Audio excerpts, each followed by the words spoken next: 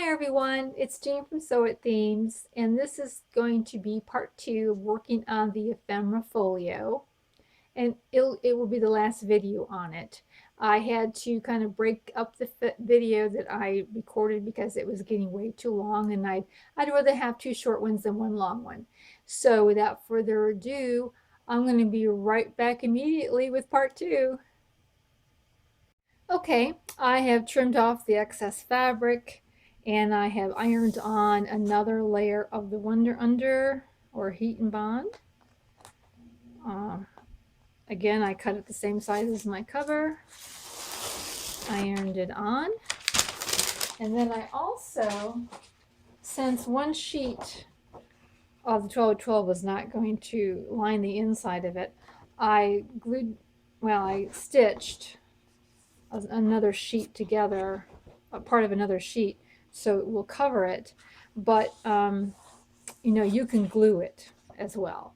So, and because since this is only for me, I'm not really too concerned about the seam in here.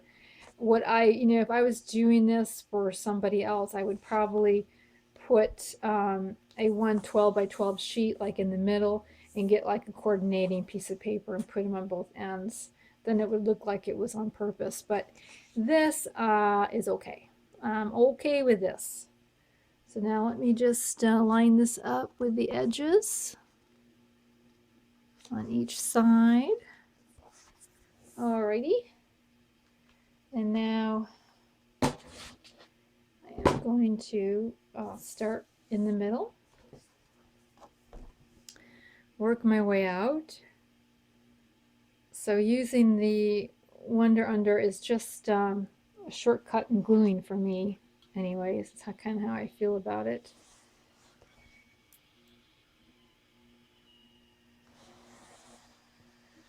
Okay, so I am using what sewers use when they want to set a seam that they have ironed. It's just merely a block of wood, and what it does, it causes it to cool off quickly. And why I'm using it here is because with the paper, there is less curling. If you use something like this, you could use a book, a heavy book, to kind of come in and take it off. And not that the curling is going to be a deal breaker for anything. I'm kind of on a bump here. That's why I'm curling now. Okay, there we go. So that's done. And then, of course, we're just going to cut off the excess out here. And after I cut this excess off, then I'm going to take it to my machine and stitch it. And of course, it doesn't have to be stitched. You definitely could let it go as it is. The Wonder Under is pretty good. If you do have, okay, if there is a little lifting, maybe this little lifting here, you can cut in, just cut in like 1/8 of an inch on the edge, because the edges are more difficult to get covered. So you could cut in on the 1/8 of an inch on the inside, and that would really be probably could get rid of that little bit of small amount of lifting that's on the edge there. Anyway, so I'm going to take this and stitch around it, and I'll be right back. Okay, I have sewn together all the layers, and I did find that I had to go back in and score again on the inside and sort of work in the bends a little bit to begin to create a bit of a curved spine there. Oops, so you can't see that. Yeah, I'm trying to create a curved spine, so I had to kind of like go in and do that. And then I also found that I needed to iron the outside again, and then use my block here, or like I say, you could use a book to absorb the heat so that it would lay more flat than it was laying. That's all. That's what I found. And so, like I say, I am doing this on the fly. I've not made one before. I'm just sort of like experimenting. So you can learn from my mistakes, right? So now we've come this far. And so what I decided to do is what one person did was they made it sort of like a Midori, where you put your eyelet here and string in elastic, and then you just keep putting pages in. And that way I I figure I can add pages, but I also can take out pages that perhaps have worn out and ripped or something like that. So that would be that is my next step to do. So I will get my supplies and we will work on that. So now we're ready to, or I'm ready to put the eyelets in. And I thought about this for a while. One choice, there was really two choices. You could have one eyelet at each end and then string elastic through so that the elastic was like, doubled like that. And then you could, add pages that way like you would in a Midori. Or what I decided that I would do is put in two eyelets at each end, and each one have then one separate string, one separate strand of elastic, and then you can put your pages in. And I felt like that was like less stress than having two in one hole. I don't know. It could be my imagination, but that's what I ended up doing, was doing the 4-hole eyelet. And I, of course, used my crocodile to make the holes. I have two put in down here, and I've chosen these black eyelets because I'd never used them. So I'm kind of like trying to use up my stash with this as well. So everything is sort of like, stuff that I don't necessarily enjoy using except for the cover. I do like that fabric, but I have plenty of it. So we'll just put in that eyelet and put in this eyelet. Now, in looking at this, now that I've got the holes in, I think what I would have done differently if I could do it again is probably come down just a little further down where the holes are at, but I think we'll be okay. So the holes are in here. I will eventually put another eyelet hole in here for the elastic that's going to close this up, but I'm going to wait on that. I've got this elastic band, string. I'm using the gold because I never use the gold. I bought it, but I've never had that much of a use for it. So I want to use it up, and I am going to string it this way. I'm going to come in here and up this way, in through the top, up this way, pull it tight, and then this will get tied. I'll be putting a knot in here. Let's see, how tight are we? Yeah, probably a little bit more than that. There we go. That's good. So let me put that knot in here. Alrighty. Yeah, this is when I could use that third hand. That third hand would be so good. There we go. This way and then over and under. There we are. That's pretty good. If not, I can restring it. I have plenty of that gold stuff. So yeah, so I went in this, up this, in this, and up this, and come around. And then on the back, we don't have it showing. Right? Not that that's a deal breaker, but it doesn't show. So now we have our bands in here, and I chose paper that I haven't used and I'm probably not going to use. And I kind of tried to coordinate a little bit, but it's not really a big issue. Now you're going to need to measure in between. Of course, this is 12 by 12, remember? So I folded it in half. And we will measure in between, in between the eyelets is about 9¼ inches. So that is where we'll cut off our pages, is at a 9¼ and of course it's going to be different with each one, you know, whatever different size you make a journal. You may make one that's different size and it will be a different measurement, of course. So the theory then is to keep loading pages in here. So you might have several here and several there. And that's sort of what we're hoping to do here. Now, and then too, I made this larger because I wanted to put a pocket here and here so that I can see it and not be hidden by the pages. That's just my preference, just what I think I'm going to do. So now I've got two choices of what am I going to make the pockets out of. First choice, you know, I want to use what I got on hand. So on hand, I have these page protectors. I have quite a few of them actually. And it's a lightweight vinyl type of a thing. It's not cellophane, but it's a vinyl.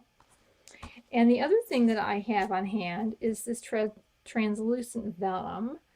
It's for laser printers, and I don't do a lot on the laser, so I don't mind using this up.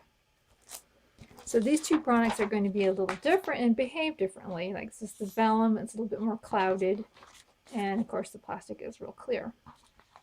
My concern about the plastic is electric, what's it, what is that? Oh, I had it on my, you know, where the things stick to each other. Static electricity, that's what it is. And that's my concern, that, you know, especially if I have a deep pocket, I have to keep on reaching in there. I don't know.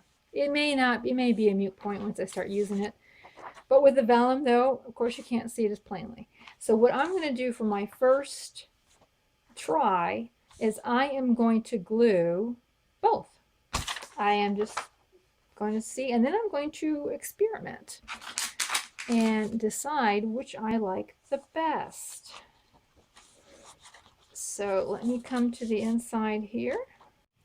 Okie dokie, I've had time to let the gluing dry on these, and I was, yeah, disappointed because the glitter glue did not hold the plastic, and neither did the Fabri-Tac, because I went back again with the Fabri-Tac and it did not hold it. So apparently I would have to have a special glue, because this is such a slick surface. And it's like I knew this, but somehow I went ahead and gave it a try anyhow. So I don't know. I'm not going to go buy special glue. So I probably won't go with the vinyl, but this is how the vinyl looks, and this is how the vellum looks. The vellum went fine with the glitter glue. I mean, it holds really well. I am probably going to use Fabri-Tac anyway, just because I think it might even hold better. But you know, really in looking at it, there's not a whole lot of difference between the vellum translucent and the vinyl. So I would have to sew these on, and then if I did that, I would have to double the pages up and then sew around. It's just too much trouble, too much.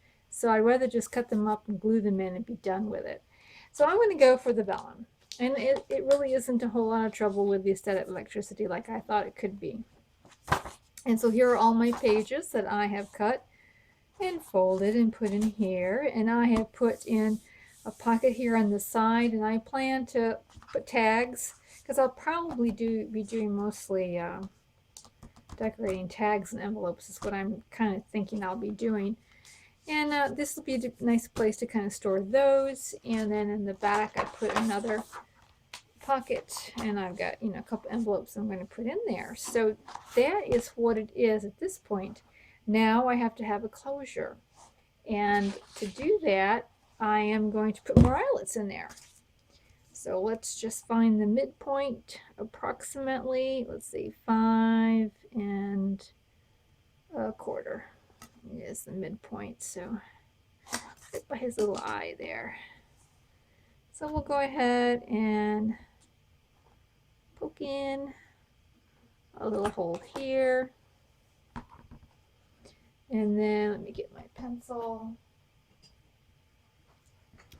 And we'll put a matching hole on the other side. So I'm still going to use the elastic band, the same elastic gold band that I have for the closure part of it. And get that up there. Okay, why am I having trouble? There we go. Get that one, and we'll put it in over here. Yeah, I don't know what I would do without my crocodile. I really do like it. I know that, you know, I did have the hammer and tool one, which actually the hammer and tool is really good because you can get into all kinds of places you can't with the crocodile, but that's faster for me. So I saw this idea that I liked for, you know, closing it up. And basically,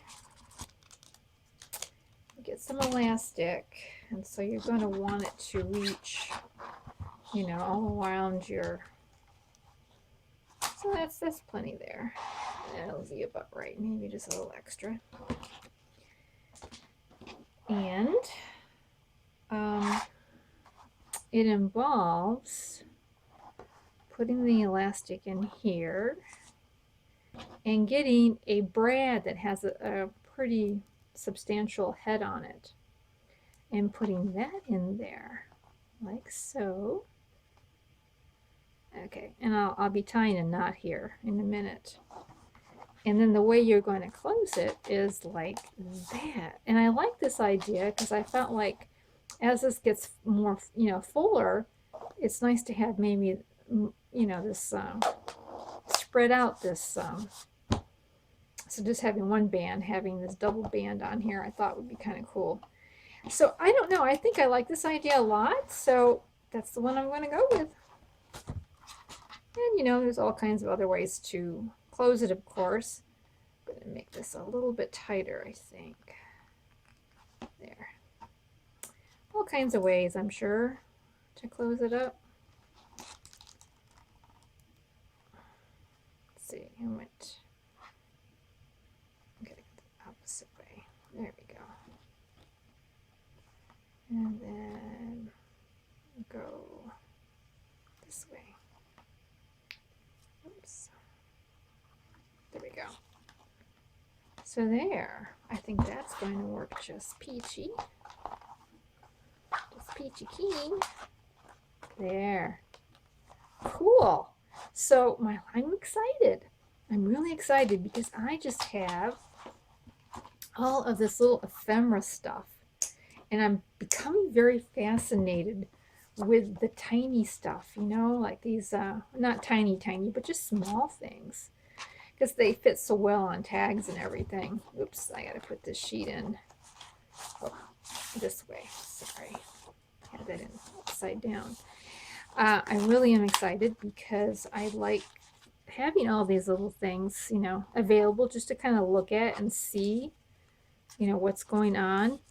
And also, this is the way I've been doing it, which has been, you know, I had, like I showed you in the beginning, I had that great big tub of ephemera, but my small stuff, I've been kind of putting it in here.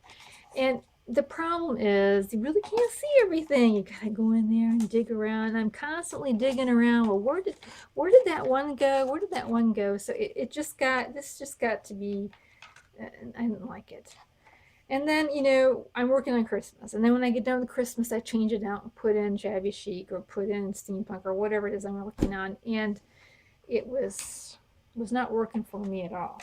So I am looking forward to this, having it a little bit more organized. And also I'll probably eventually put tabs on here to kind of give me an idea of what's there. Like maybe, you know, put a tab in here that says labels or, you know, something like that. So that is my project that I wanted to share with you and hope that it inspires you to maybe check out videos. I think Roxy Creation had one, Tracy Fox had one, Shabby Dabby Dua had one. So different people have these ephemera folios, and everybody has their own take on it. And so hopefully that inspires you. Thank you so much for watching, and I hope you have a very crafty day. And we'll see you again back here soon.